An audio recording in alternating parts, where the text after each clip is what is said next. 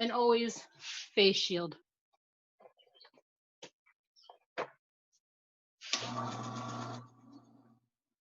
So I put this in my drill chuck. I don't know if you can hear me with this face shield on. I'm sorry.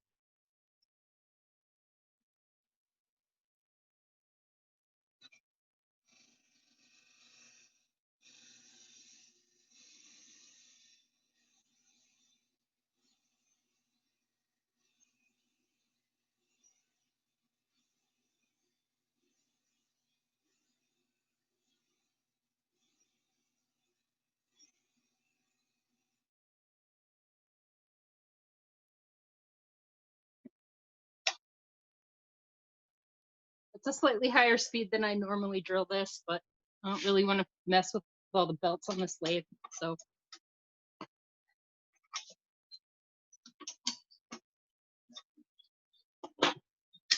I take that out, take out my drill chuck, and I switch to my live center. And everything's lined up and centered. I like to tighten it and lock it down. And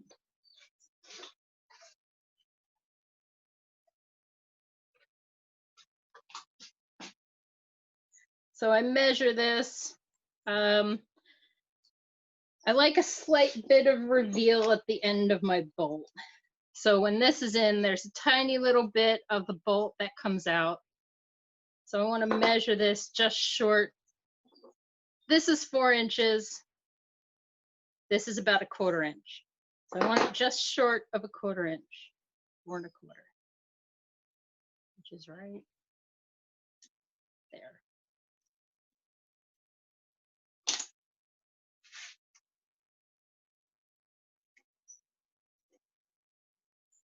And I mark it. Everything's tight. And here we go.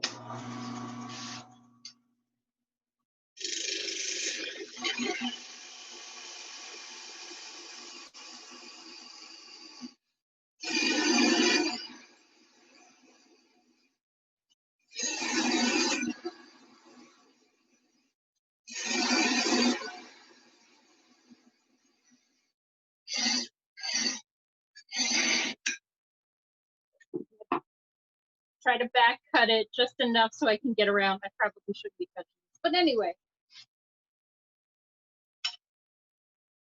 This is it.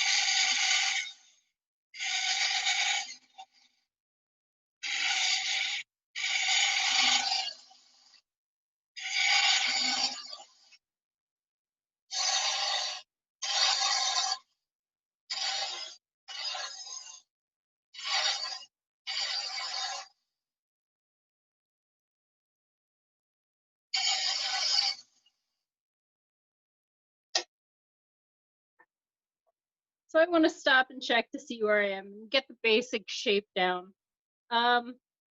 This is for an Erlbacher machine. I have it drilled and set for the bolt for that, but on the Erlbacher machines, there's a round part on the handle that's 1 inch.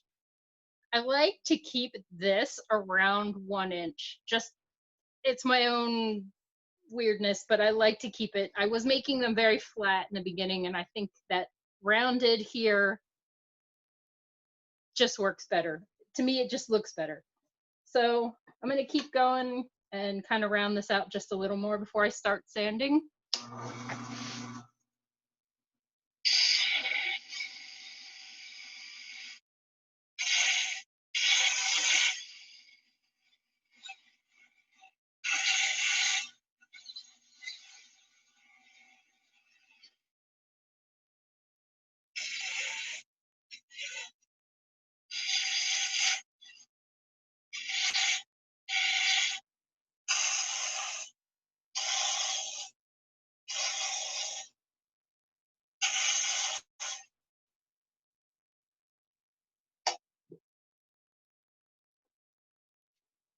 So I like to keep a dot here. I don't know why. Again, it's stuff that just means something, like this little round dot. If that's round, I'm happy. So let's see. I'm going to release this so I can sand in there. Stupid brass thing.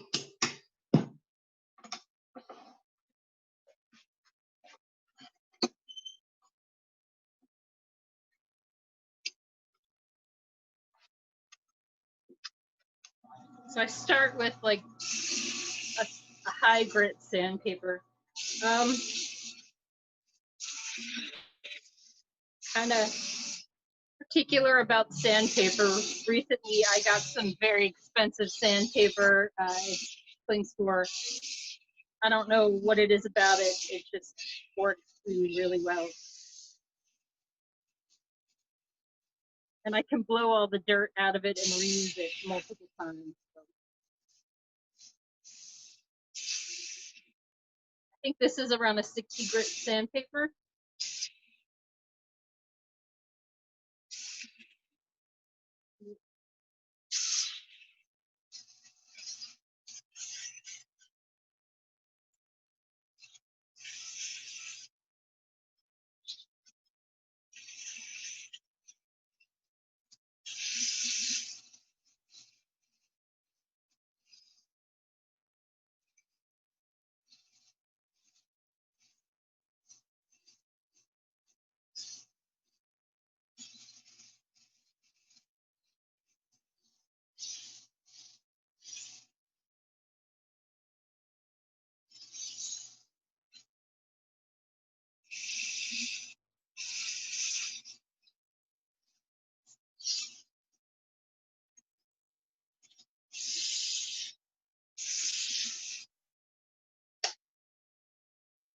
So you see it's starting to smooth out a bit.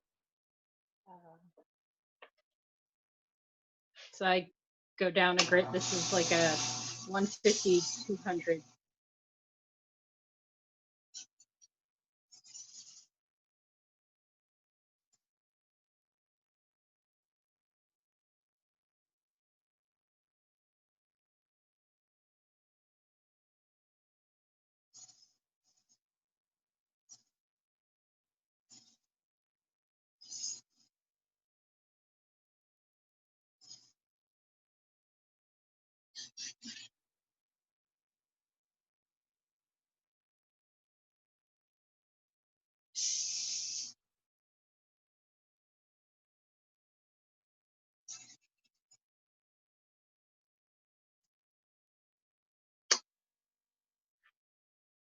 So it's starting to feel pretty smooth. And I'm going to go down a grit.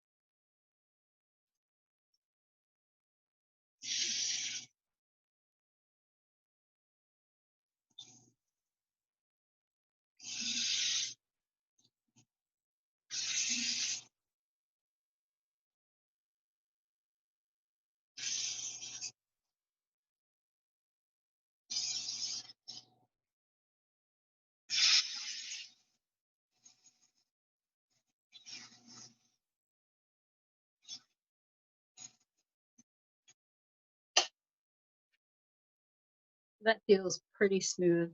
Feels pretty nice in my hand. Fit all my fingers on there.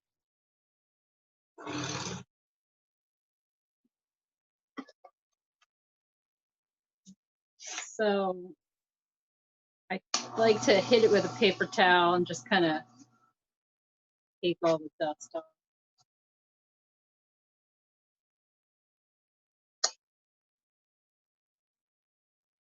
And then I put its first coat. I do it right on the lathe. And I've lost my screwdriver. Let me see if I can. All right. I don't like things glossy. I don't know why I don't like it. It just, to me, I like many layers of this rub-on poly. I like it to feel smooth in your hand when you're using it.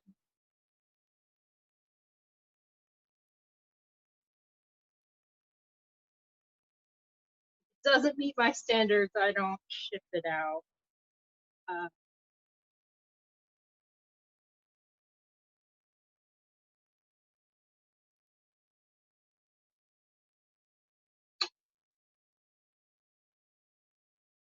So there it is, turned with its first coat of polyurethane on it. And I usually put multiple coats, but I thought ahead. And I turned this one yesterday, and it already has a coat on, so I figure I will save it and put a sand coat and second coat on. So once it's tight in here and centered, I tighten it down with the chuck.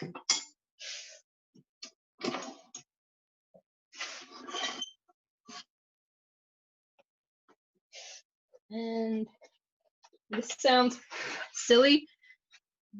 These are like for acrylic nails. I buy them at the beauty store. I love them. They work really well and they're cheaper than micro mesh from the woodworking store. So this is what I use before or between my coats of polyurethane. It makes things really smooth. And I tend to do 2 or 3 coats depending on how, if the second coat isn't very smooth, I put on a third.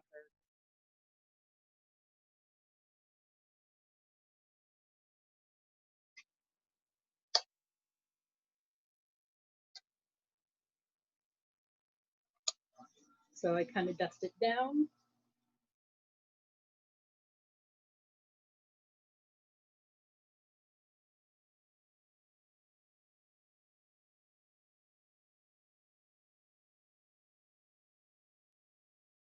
And put on my second.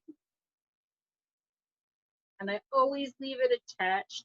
I like to make sure everything is perfect before I cut it off and have a handle. That's coat number 2. And I'll let that sit aside and dry. And then probably do that again.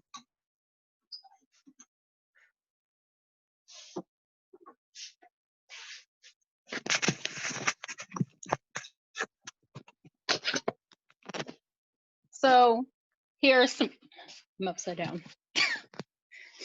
So here are some other handles that I did.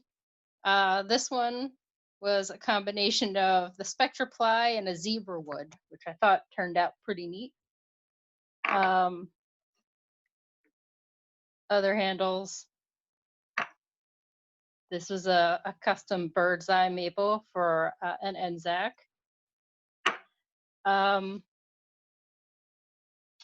My finishing on the wooden handles are a lot of fussing. There's a lot of reaming and sanding and finishing that goes in to make sure the bolts fit them. They're a little fussy. So I do have some other things. I do have quite a collection of sock darners I thought I'd tell you about. This one I thought was particularly neat for toes. Here's a painted one with a spring. And then I get into my fancy stuff. This is an end of day glass sock darner. It's an antique one. I was told orange is really hard to come by in end of day glass, so that was cool. Glass mushroom style sock darner. And here I was set up next to a guy at a craft show, and he actually made me a glass sock darner and signed it. I don't know if you can see this tiny little signature, but he didn't want it to be confused with an antique one, and they're very close. They look very similar. And then the wooden egg style. So that's about all I have. That's it. We have some questions. Okay.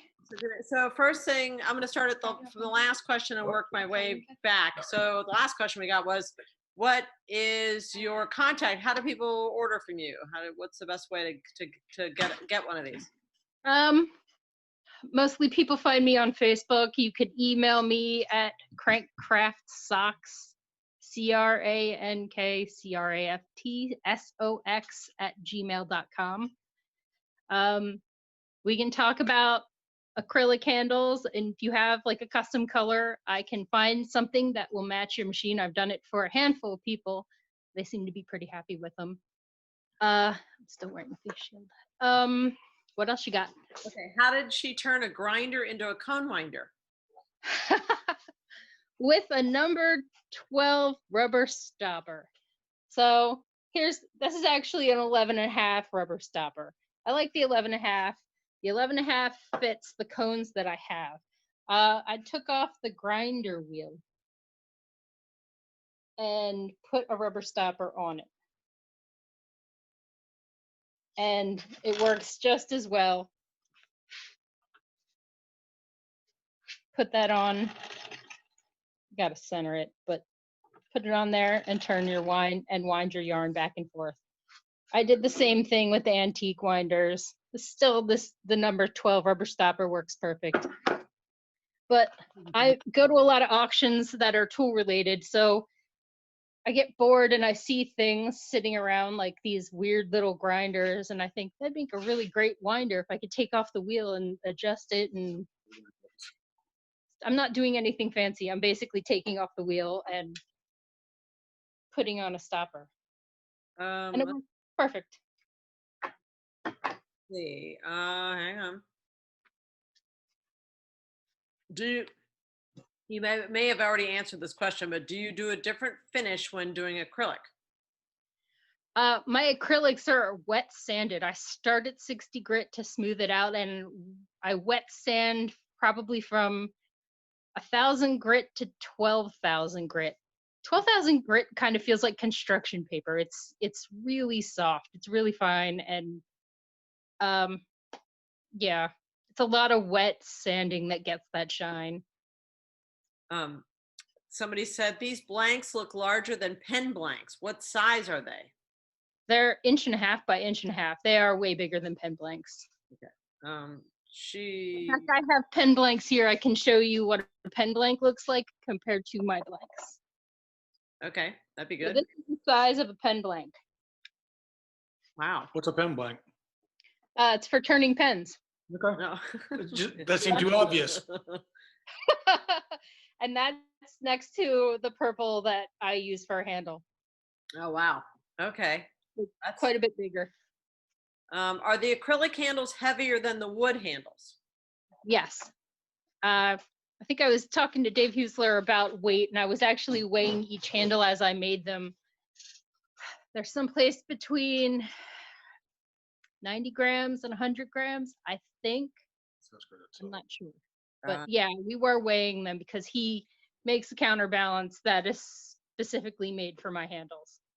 That's cool. Somebody wanted to know what is holding your camera? What was holding my hand? Oh, over my lathe? Yeah. I'll show you. It's some duct tape, this phone holding thing, and an adjustable floor lamp. That's awesome. I'm like a MacGyver. Celeste, a lot of people want your contact information. Do you have an email that I could put into the chat, or what, like something text or tell me and I will type it in? Do you want me to type it to you so you can type it right? Why don't you type it into the chat feature, and then let me see if I can everybody will have it. get into the chat.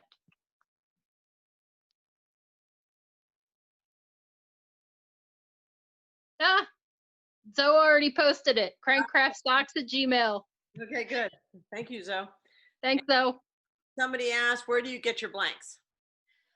I order them from a bunch of different places. I try to get them as cheaply as I can, but acrylic is not cheap. Wood, I try to get from a couple different places. I get some of it from custom pours that I found on Instagram in all the acrylic turning stuff.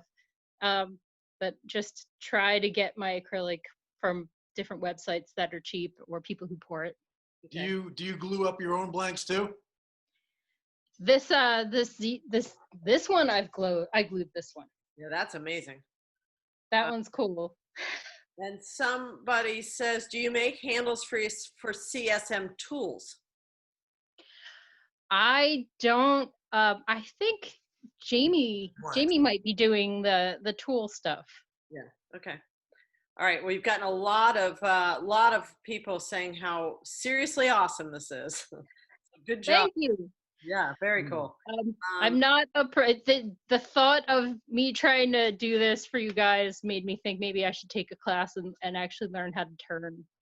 You just made it, you know.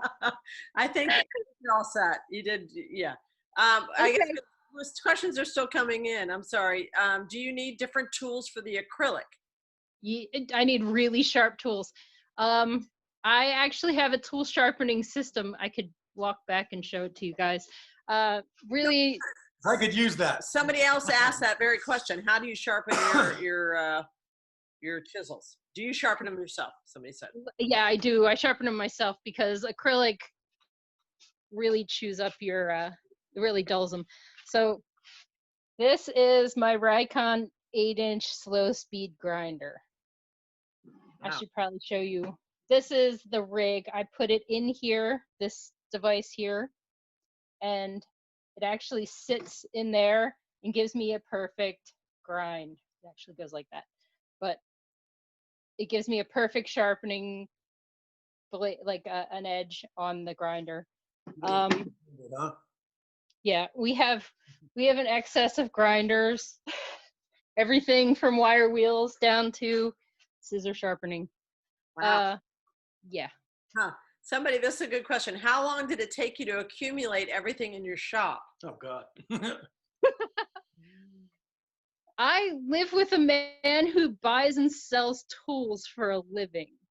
So if you're an old guy and you don't trust your hands anymore and you want someone to come buy your entire shop's worth of tools, he comes in, he buys everything, and then he liquidates it for you. This is his business. So when I get a good deal on like the lathe, the big lathe I bought at an auction, it was new in the box. Wow. The table saw, I have a ton, I have 2 lathes. I mean, I have a lot of tools and it all comes from auctions. I don't think I ever paid full price for anything. Good. Well, awesome. Somebody asked, do you also do a scissor sharpening service? I could. I could. If you come to me, I will gladly sharpen your scissors. There we go. I have the questions keep coming. Do you need the counterbalance? Some people like the counterbalance, some people don't. I feel like the acrylics are a little heavier and they do give you a little bit of backlash, and some people are very happy with Dave's counterbalances. They work well. I have one, but I have a wooden handle on the machine that I use every day, so I don't necessarily need it. I kind of save the mistake handles for myself. Okay, I think we've reached the end of the question. So thank you so much, Celeste. That was cool. Just great. It really was. Well done. You could see everything and hear you, and it was really great. Good. So